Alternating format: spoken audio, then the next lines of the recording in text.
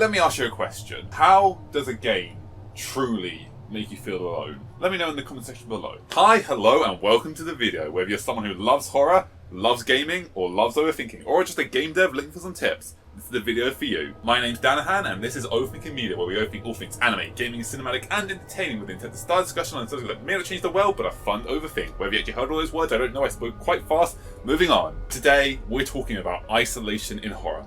When to use it, when not to, and what to avoid when using it. Before we go any further, real quick, I'm sorry if you can hear my fan. It is extremely warm today. It is 27 degrees. I have to record with my window shut.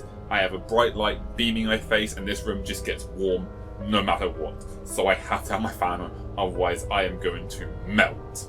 So I'm sorry if you can hear that, but I'll do my best to edit out. Hopefully I've positioned my mic correctly. It's over here to this side actually, so if it sounds like I'm talking about the right side, that's probably why, but hopefully I've positioned it close enough to me that I can mute the fan audio, but just in case you can't hear the fan audio in the background, I'm sorry. I need the fan on. It is too damn hot. While not true of all horror games, in the vast majority of the cases, if you are playing a horror game, you are alone, isolated, all on your own, away from friends or family. In the game. I worded that very poorly, didn't I? I'm referring to the game. In the game, you are alone, isolated, and away from your friends or family. Not you, the person playing the game. I'm not making a judgment about you. I could have worded that better. Moving on! But because so many horror games do use this mechanic, the gaming market for horror games has become oversaturated with solo adventure games. And because of that, it becomes harder and harder for this to stay effective in the long run. So, let's ask the question, how does a game effectively and successfully make you feel isolated? And before we go any further, I should also clarify, when I say isolation, I mean that feeling of aloneness, where you as the player actually feel like you are alone, as opposed to just actually being alone. A good way to explain what I mean is to compare Firewatch to Resident Evil 4. Even though for large sections of RE4 you are on your own, in a life-threatening situation, isolated from the outside world, without anyone there to help you, very rarely, if ever, would I say I felt the feeling of aloneness or isolation. Which is actually something I discussed more in a different video I've made. If you haven't seen that yet, go check it out, it's pretty damn good. Alternatively, despite the fact that you are in constant contact with Delilah, with your own little cozy Firewatch station, with almost no danger at all, and the freedom to go on walks, read a book, watch the forest, go for a swim, do whatever you want in your Firewatch tower for almost the entirety of the game, I couldn't shake that feeling of isolation and aloneness while playing Firewatch. This is what I mean by isolation in horror. The feeling of having to actually acknowledge your aloneness. There are several games out there that will either leave the player physically or mentally isolated. Whether these are actually effective is up to the individual. In my personal experience, probably the best games I have ever played that left me with this feeling of aloneness are Firewatch, Presentable Liberty, and The Beginner's Guide. However, only one of those is actually considered horror, even though it's easy to make an argument that The Beginner's Guide is in fact horror, depending on how you look at it. But I talk so much more about those games in another video, so once again, if you haven't seen that video, go check out that. There's quite a lot of videos of mine you should really check out because they're pretty damn good. Despite the fact they weren't horror games, they were far more effective than any horror game I have ever played at making me feel that aloneness. Which I believe is because so many horror games follow the exact same formula when isolating the player. The formula, put simply, is character A tries to do a simple task. That simple task ends up putting the player in an unforeseen event. Now the player has to fight for their life to survive. Name a horror game. Name anyone. Think any horror game you've played. Does this game follow that formula? Probably. There's a high probability. If not, by all means, leave a comment telling me what that game is because I will want to play it. Because if I have a game that doesn't follow this formula, I want to play that game. While I think they are amazing games, Outlast, Dead Space, Alien Isolation, The Evil Within, Subnautica, Resident Evil 4, Soma, and Prey are all games that, as I said, even though they are amazing, are games that fall into this trap. In Outlast, after Miles chose the wrong day to show up for an interview, you are trapped in Mount Massive Asylum, and you have to fight for your life to survive. Dead Space, Isaac and his team are sent on a simple distress rescue. Suddenly, Isaac gets separated from his crew, and you are forced to fight for your life to survive. Alien Isolation, after the player embarks on what should be a simple, easy to do retrieval mission, she ends up in an unforeseen situation where she's trapped on a spaceship with a xenomorph, and she is forced to fight for her life to survive. The Evil Within, after Officer Sebastian Castanelos responds to a distress call at Beacon Hospital, which is a very standard thing his job as a police officer has him doing, he finds himself being pursued by a patient, forced to fight for his life to survive. Subnautica, while Riley is relaxing on the Aurora one day, his ship gets shot down by an unforeseen beam of damage, which leaves Riley as the only sole survivor, sort of, eventual last survivor, and he is forced to fight for his life to survive. Resident Evil 4, after Leon goes to rescue Ashley, he finds himself inside the middle of a parasitic hive, and he is forced to fight for his life for survival.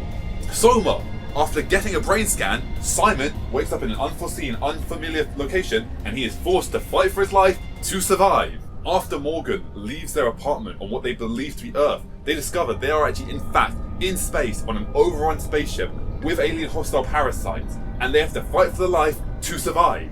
Once again, not that I don't think these games aren't great. That was a triple negative.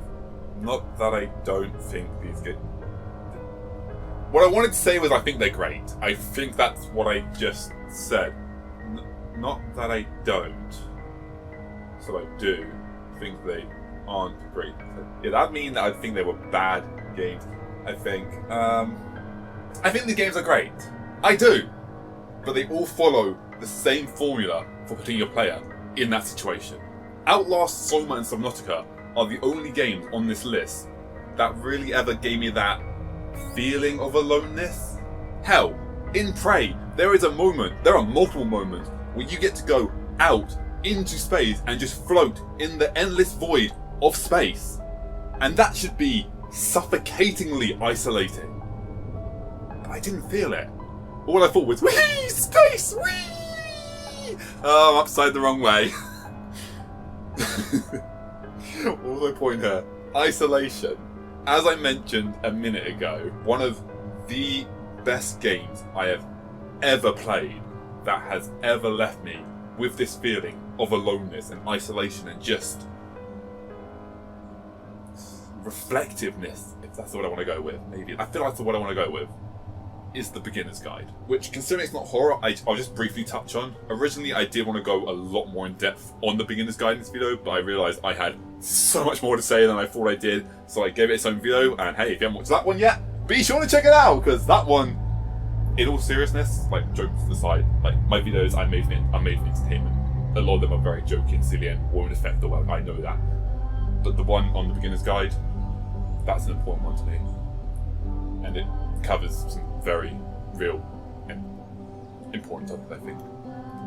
So, if you want my jovial, silly videos, by all means watch these ones, these just made for fun. If you want to see a video talk about serious things and how impressive and amazing The Beginner's Guide can be and games like that, by all means go check that video out, because it's an important video to me, so if you do check it out, I'm very thankful. It's less jokey and more, let's look at how games can actually do what they do, and how powerful media can be when the artist puts the time in. Not that I don't think other games aren't. I'm going on a tangent here, but yeah, The Beginner's Guide in games like that. It sounds arrogant to say, but it sounds pretentious to say, I guess. But those games, while I do love lots of games, I think all games are. I think a vast majority of games are great. Games like The Beginner's Guide, I think, can be classified as art. But let's quickly talk about it in this video, shall we? There's a moment in one of the maps in the game where you're in this cozy little cabin surrounded by snow at night with the stars out, with gentle music playing as you wander around the house. And it's nice. It's just cozy, it's comfy, it's so nice, this moment. But then the music cuts out, and suddenly you're just left in this empty cabin in the middle of nowhere, alone, at night, surrounded by darkness and snow, where the only sound is the freezing wind blowing outside.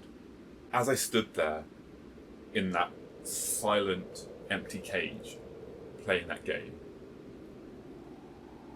that is the second most alone I have ever felt while playing a game. And all the game did, all it did to create this complete 180 flip from cozy, relaxing, warm, inviting cabin in the snow, and it's just so nice, to isolated, dark, alone, empty space in the middle of nowhere, away from society, where you are alone and there is no one else there. Let's turn off the audio. And it also removed the NPC. I should probably talk about that as well, shouldn't I? Because otherwise it kind of defeats the purpose. Also in this level, there's an NPC that like requests things of you and you can kind of talk to. But at one moment in the level, when the music cuts out, that NPC just literally disappears. And the one person you had in this cozy, relaxing cabin just disappeared. And once again, you were left alone. Suddenly, in that moment, I was reminded of how alone I was in the game. And though it may sound obvious, it was in the moment where the game reminded me that I was alone, that I felt alone. So if you want to make your player feel alone in your game, one way to do it is have those moments where you remind them that they're alone. Have those moments that say, yes, you're alone. There is no one else here. You are isolated from the rest of the world. No one else is coming. Feel the aloneness. Have those moments that reach beyond the game and touch the player. While it may sound mean, I would say the best way to describe how to do this effect is to remind the player of how small and insignificant they really are in the game. A lot of horror games do isolate you. There's no doubt about that. There are so many solo adventure horror games, but it's very rarely that the game manages to remind you of that feeling of aloneness. Soma has this absolutely amazing moment at the end of the game where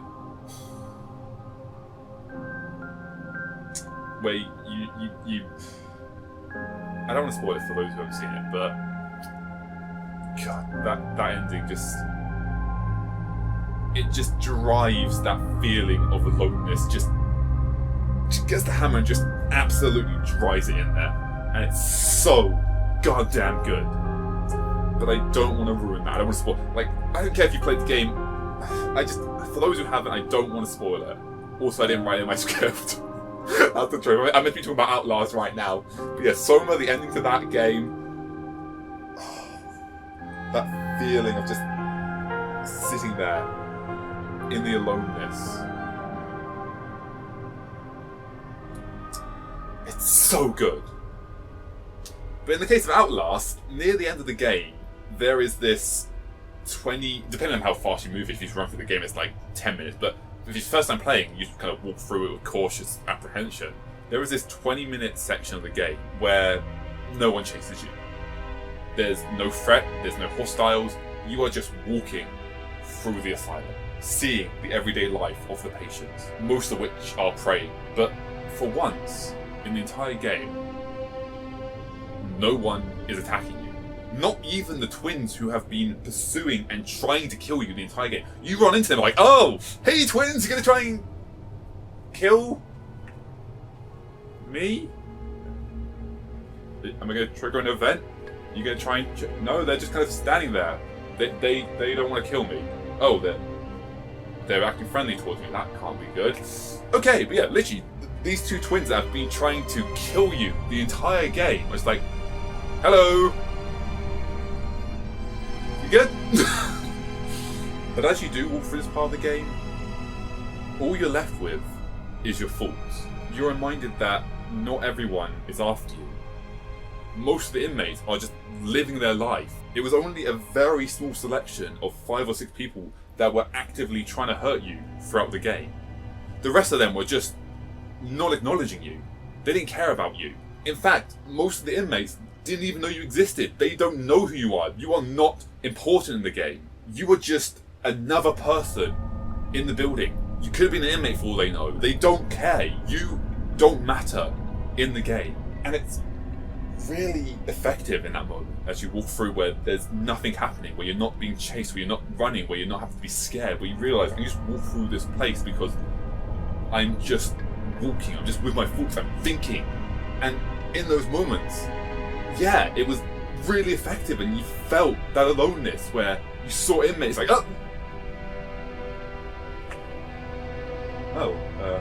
they don't want to attack me. Cool, keep walking. Oh, he doesn't want to attack me either. Another one. He doesn't want. Hey, another one. He doesn't even care about me. He's praying. He doesn't care about me. He doesn't care about me. He doesn't care about me. He doesn't care about me. Oh, none of these people care about me at all. I don't have to be on guard. I just walk. Oh right, because I don't actually matter to them. I'm nobody. I'm just another person. They don't care about me. They're busy worshipping. It was really effective because for the rest of the game, up to that point, you had been running the entire time from threats, and suddenly there's just nothing. And in that moment, you think you're reminded of how alone you are, because once again, you don't matter. Just because you're the main character of the game doesn't mean you're the main character of the world. However, the other game I want to talk about is Presentable Liberty, which, unlike the beginner's guide, I don't think anyone can really argue that this game is not horror. This game is absolutely horror. Despite the fact that throughout the game you are in constant contact with people through letters, the amount of aloneness I, and presumably any of you that have played the game, felt really effectively helped push home the feeling of isolation in that game. It really effectively helped convey that feeling of isolation, and it really effectively helped reinforce the idea of isolation. However, unlike in Outlast, in Presentable Liberty, you absolutely do matter. You are important. You are not just a random nobody. Despite this fact, Presentable Liberty is far more effective than Outlast ever was at driving that feeling of isolation. I believe there are multiple reasons for this. I won't deny that one of the main reasons you feel isolated in Presentable Liberty is the fact that the entire game does take place in isolation in a cell, where you are literally trapped within one room. On top of that, the entire game has this very reflective and somber background audio to it, eventually fading out altogether, just leaving the player in silence. The only sound being the ticking of the clock cutting through said silence. It leaves the player to think about the silence of the world and how alone they really are in that game. However, I believe there is a far more powerful reason for how the game gets that feeling of aloneness.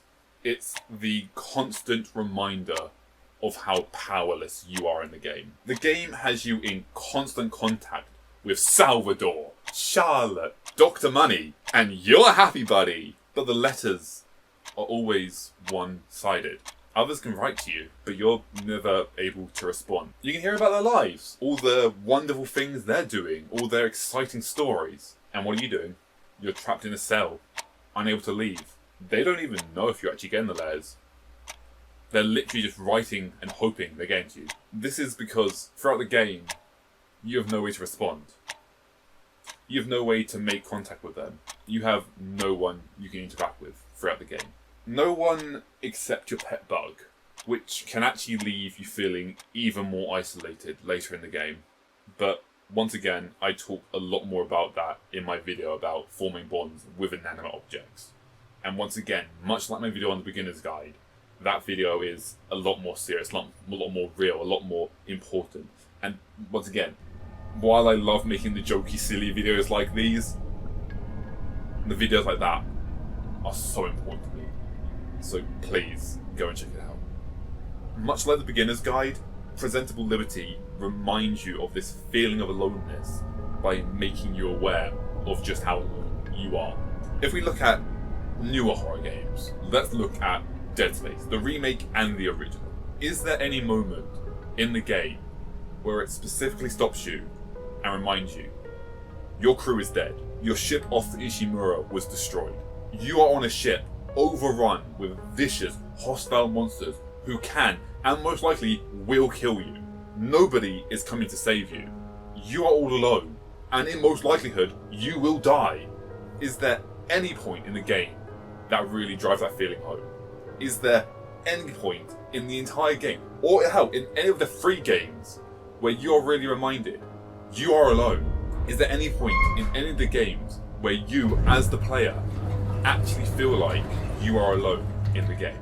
The game could have had like a mini cutscene moment where Isaac enters an elevator and Chen was there, just casually leaning against one of the walls. And Chen could just say something as simple as, "Don't blame yourself, Isaac. There's nothing you could have done," before he slumps over, dead on the ground. His body just laying there the rest of the elevator ride. The rest of the elevator ride just in silence. Maybe it even takes a bit longer because, you know, you're going insane. It feels like it goes on forever. The body just laying there the entire time. Just a simple reminder that, oh yeah, my entire crew is dead. I watched them die. There's no one coming to save us. I'm alone. And I'm probably going to be killed. These monsters want to kill me. It'll just be a simple reminder in the game, because throughout the game, as you get more powerful, you feel less scared. Sure, the monsters are there, but once you know how to kill them, you know how to kill them. Take off the limbs and stomp the head. Ah, they're no longer a threat. But no, they are a threat. You are on a ship infested with near immortal creatures that can come out of nowhere and kill you. And you should feel that. You should be reminded of that as you play the game. It's not just, oh yeah, I killed a necromorph. It's, oh yeah, ha! I just survived against a necromorph and I'm living still. Anything can kill me in a few minutes though, so I have to be vigilant and protective. I'm alone on the space station and I have to remember to stay sane. Not doing so good at that though, but this is where we're going to leave this part. Hit the video on screen, wherever it may be, I'm guessing this way probably, to watch the second part, because this is a long video that I need to break up.